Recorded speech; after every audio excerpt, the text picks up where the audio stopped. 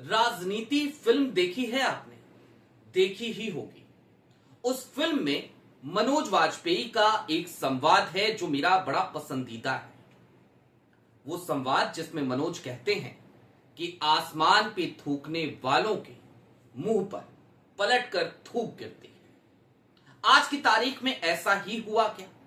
राहुल गांधी को फंसाने चले दो चेले अमित शाह साहब के, दरअसल उन्होंने किसी और को नहीं बल्कि पंत प्रधान को फंसा दिया, प्रधान चौकीदार को फंसा दिया, साहेब को फंसा दिया, मोदी जी को फंसा दिया। और आलम ये कि ये जो दोनों चेले ना बड़े खास हैं, शाह साहब के बड़े खास हैं, और इन दोनों ने यही गड्ढा खोदा।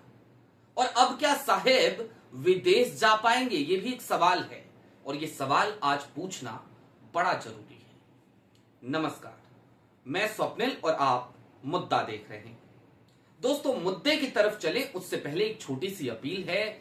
आपका मुद्दा इन दिनों एक बेहद गंभीर आर्थिक संकट से जूझ रहा है। एक तरफ हमारे मेन बैंक अकाउंट्स बीते कई महीनों से फ्रीज चल रहे हैं, तो दूसरी तरफ हमारे 2.5 साल पुराने चैनल को हमसे छीना जा चुका है। ऐसे में डे टू डे ऑपरेशंस में मुद्दा को काफी मुश्किलों का सामना करना पड़ता है। यदि आप सक्षम हो, यदि आप चाहें, तो मुद्दा को इस हालात में, इस मुश्किल हालात में छोटी छोटी मदद जरूर कीजिएगा। इसके लिए आप स्क्रीन पर दिख रहे क्यूआर कोड या फिर के नीचे दिख रहे यूपीआई नंबर का इस्तेमाल कर सकते हैं। अब आगे बढ़ते हैं, और दोस्तों आज की तारीख में क्या क्या हुआ उस तरफ चलें। उससे पहले तमाम भाजपा के कार्यकर्ताओं की, नेताओं की जो शिकायत है, जरा उसको समझ लीजिए। राहुल गांधी विदेशों में देश का अपमान करते हैं। ये वो बात है जो लगातार एक टेप रिकॉर्डर की तरह बोले जा रहे हैं तमाम लोग, और हद हो गई। एक सवाल पूछा शाह साहब के एक चेले ने। सबसे पहले वो सवाल आपकी स्क्रीन पर है, देखिए। जी हां, सुधांशु त्रिवेदी राज्यसभा सांसद हैं। हालांकि टेलीविजन पे बतौर प्रवक्ता आपने लंबे समय से इन्हें देखा है, सांसद तो अभी अभी हुए। ये सज्जन ये पूछते हैं कि राहुल गांधी में ऐसी कौन सी प्रतिभा है कि विदेशी यूनिवर्सिटीज उन्हें बुलाती हैं। अब पता नहीं ये अपना शोक मना रहे थे या मोदी जी के लिए मना रहे थे कि भाई मोदी जी को कोई नहीं बुलाता। मोदी जी को लफाजी के लिए जहां जाना होता है वो जाते हैं, लेकिन लफाजी के अलावा जहां तर्कों के साथ बात करनी हो वहां मोदी जी को कोई बुलाता नहीं। तो शायद हो सकता है उस बात का दुख मना रहे हो सुधांशु त्रिवेदी। दूसरी तरफ अब मैं आपको एक बयान सुनाना चाहता हूं, शाह साहब के एक ऐसे चेले का बयान। मैं चेले शब्द का इस्तेमाल कर रहा हूं। इसके लिए वो चाहें तो मेरी शिकायत कर सकते हैं, जो करना है करें साहब। आप वैसे भी लगातार पर्चे लहराते हैं, ना जाने क्या क्या बोलते हैं। नाम है निशिकांत दुबे। निशिकांत दुबे ने क्या कहा, उनका बयान सुनिए एक बार, फिर ये समझने की कोशिश करेंगे कि इन सब ने फंसाया कैसे साहब। मुझे लगता है कि अब समय आ गया है, जो कॉल सकदर कहता है कि लीडर ऑफ अपोजिशन का रोल क्या होना चाहिए, उसके आधार पर इनका जो डिप्लोमेटिक पासपोर्ट है वो जब्त होना चाहिए और इनके ऊपर कानूनी कार्रवाई होनी चाहिए। सर, जब किसके जी सुना आपने सांसद महोदय का बयान। सांसद महोदय राहुल गांधी को विदेश जाने से रोकने के लिए डिप्लोमेटिक पासपोर्ट जो है उनका वो सरेंडर कराना चाह रहे हैं, और कह रहे हैं कि इसकी जांच होनी चाहिए, और डिप्लोमेटिक पासपोर्ट सरेंडर कराना चाहते हैं। खैर, राहुल गांधी बीच में एक दौर ऐसा आया जब वो सांसद नहीं रहे, उनकी सांसदी छीन ली थी साहब, इसी न्यायपालिका ने छीनी थी। मोदी सरनेम का मामला था। डिप्लोमेटिक पासपोर्ट तब भी उनके पास से छिन गया था, उसके बाद भी विदेश वो गए थे। ये मैं आपकी जानकारी के लिए बता देता हूं सांसद महोदय। दूसरा, उनको सुरक्षा प्राप्त है तो जाहिर सी बात है वो बता के ही जाते हैं, बिना क्लियरेंस के, बिना बताए वो नहीं जाते हैं, पहली चीज। अच्छा दोस्तों, अब साहेब कहां फंसे हैं? आपत्ति क्या है? आपत्ति यही तो है ना कि विदेशों में भारत का अपमान कर रहे हैं राहुल गांधी। तो मुझे लगता है कि मनोज वाजपेयी का वो जो संवाद जिसका जिक्र मैंने शुरुआत में किया था वो यहां फिट बैठता है। अब मैं साहेब के दो बयान आपको सुनाना चाहता हूं बारी बारी से, एक ही फ्रेम में। जरा दोनों बयान सुनिए। छोड़ो यार, डूब गए, कुछ होगा नहीं।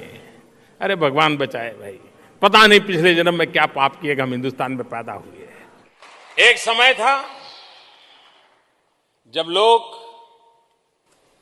यार पता नहीं पिछले जन्म में क्या पाप किया था, हिंदुस्तान में पैदा हुए हैं। ये कोई देश है, ये कोई सरकार है, ये कोई लोग है, चलो छोड़ो चले जाए कहीं और लोग निकल पड़ते थे। कुछ वर्षों में तो हम ये भी देखते थे, उद्योग जगत के लोग कहते भाई अब तो यहां व्यापार नहीं करना है जी, अब यहां नहीं रहना है। जी हाँ साहेब, ये साहेब ही हैं। एक बयान दक्षिण कोरिया का तो दूसरा बयान चीन का। चीन पाकिस्तान का दोस्त, भारत का एक धूर विरोधी कह लीजिए उसे, लेकिन आज तो गलबहियां हो रही हैं आजकल। और मोदी जी जब मुख्यमंत्री थे तब भी किया करते थे, प्रधानमंत्री बने तब भी साबरमती के तट के किनारे शी जिनपिंग को झूला झूलाते थे मोदी जी। तो मोदी जी वहां जाके भी यही कह रहे थे, दक्षिण कोरिया में भी यही कह रहे थे। और क्या कह रहे थे वो आप सबने सुना। क्या वो भारत का अपमान नहीं था? और अगर वो भारत का अपमान था तो आज राहुल गांधी ने क्या कहा, और आज क्या कहा उसको छोड़िए थोड़ी देर के लिए। मैं आपको राहुल गांधी का एक बयान सुनाना चाहता हूं जो उन्होंने कैम्ब्रिज विश्वविद्यालय में बीते दिनों में दिया था, अपने बीते दौरे पे दिया था। और राहुल गांधी ने बहुत क्लियरली ये कह दिया था कि नहीं, मैं भारत का अपमान नहीं करता। और उन्होंने ये भी बता दिया था कि भारत का अपमान कौन करता है। सुनिए राहुल गांधी का वो बयान। Especially when you visit countries, and this one has been no same. I mean, your Cambridge lecture has been cited as an example of. There's nothing defaming India in my Cambridge lecture. Last I recall, the Prime Minister going abroad and announcing that there's been nothing done in 60 years of independence, 70 years of independence. I remember him saying that there's a lost decade of 10 years. There's unlimited corruption in India. I remember him saying them abroad. These were not things he said in India, these were things he said abroad. Right? So, I have never defamed my country. I'm not interested in it. I will never do it. Of course, the BJP like to twist what I say. That's fine. And the media likes to sort of play it up. I mean, it gives you TRPs. But the fact of the matter is the person who defames India when he goes abroad. You haven't heard his speech where he said, Yes. where he said nothing happened in 70 years? Right? Insulting every single Indian, insulting every single Indian's parents, grandparents. Well, that's what I said. Independence didn't happen, and the independence is washed away. Yeah. Right? So if that's not an insult, what's an insult? Right? Or saying that there was a lost decade, nothing happened in India for the last 10 years. So what about all these people who worked in India, who built India in those 10 years? Is he not insulting them? He's doing it in foreign soil. No, that's what I said. That's what the narrative that gets. तो दोस्तों आपने तमाम बयान सुने मोदी जी के, निशिकांत दुबे के, सुधांशु त्रिवेदी का सवाल देखा, राहुल गांधी का जवाब देखा। अब बारी बारी से जरा इन तमाम चीजों का विश्लेषण कीजिए। सबसे पहले सुधांशु त्रिवेदी का सवाल, राहुल गांधी को बुलाया क्यों जाता है? राहुल गांधी को बुलाया इसलिए जाता है क्योंकि राहुल गांधी लॉजिकल बात करते हैं, वो तर्क के आधार पे बात करते हैं, तार्किक व्यक्ति है। आज की हाबो हवा में जिस तरीके के कुतर्क खोल दिए गए हैं, जिस तरीके की लफाजी करने के लिए देश के प्रधानमंत्री जाने जाते हैं, भाई मोदी जी आपने एक वायदा किया देश की जनता से और आपके मौजूदा गृह मंत्री ने उसे जुमला कह दिया था, भूलिएगा मत इस बात को। तो लफाजी शब्द गलत नहीं है। तो राहुल गांधी ऐसी लफाजियां नहीं करते, आप करते हैं। अब यूनिवर्सिटीज में जहां पढ़ने लिखने का माहौल हो, वहां पर जाहिर सी बात है कि एक पढ़े लिखे व्यक्ति को, एक समझदार व्यक्ति को, तर्क के आधार पर बात करने वाले व्यक्ति को ही निमंत्रित किया जाएगा। इसलिए राहुल गांधी को बुलाया जाता है। अब इसमें सुधांशु जी आपको क्या आपत्ति? आप भी पढ़े लिखे व्यक्ति, अब आपको क्यों कम बुलाया जाता है ये हमें नहीं पता, लेकिन आपको जाना चाहिए। और आप भी कई बार टीवी चैनलों पे आजकल लफाजी हालांकि करने लगे हैं, लेकिन आप तर्क के आधार पर फिर भी कई बार बात करते हैं। बात अलग है, आप इतिहास को कई बार अब तोड़ने मरोड़ने लगे, पहले आप ऐसा नहीं किया करते थे, ऐसा मत कीजिए। अब निशिकांत दुबे जी, डिप्लोमेटिक पासपोर्ट आपने कहा छीन लिया जाए।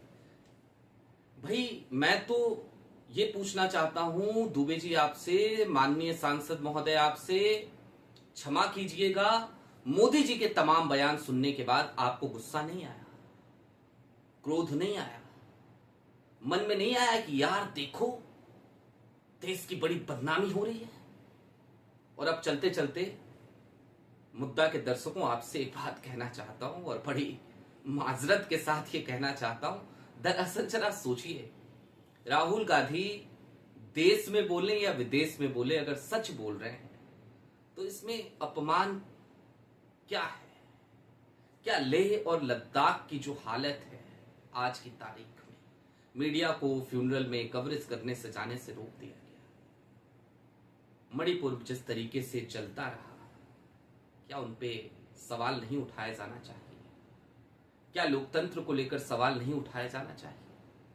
28 साल पुराने हमारे चैनल को बंद करा दिया गया, क्या उस पर सवाल नहीं उठाया जाना चाहिए? आपकी क्या राय है कमेंट बॉक्स में जरूर बताइएगा। अभी के लिए दीजिए इजाजत। ऐसे ही तमाम अपडेट्स, तमाम डेवलपमेंट्स के लिए जुड़े रहिए मुद्दा के साथ। चलते चलते फिर वही अपील, मुद्दा इन दिनों एक गंभीर आर्थिक संकट से जूझ रहा है। ऐसे में यदि आप चाहें, यदि आप सक्षम हो तो छोटी छोटी मदद मुद्दा की जरूर कीजिएगा। बहुत शुक्रिया।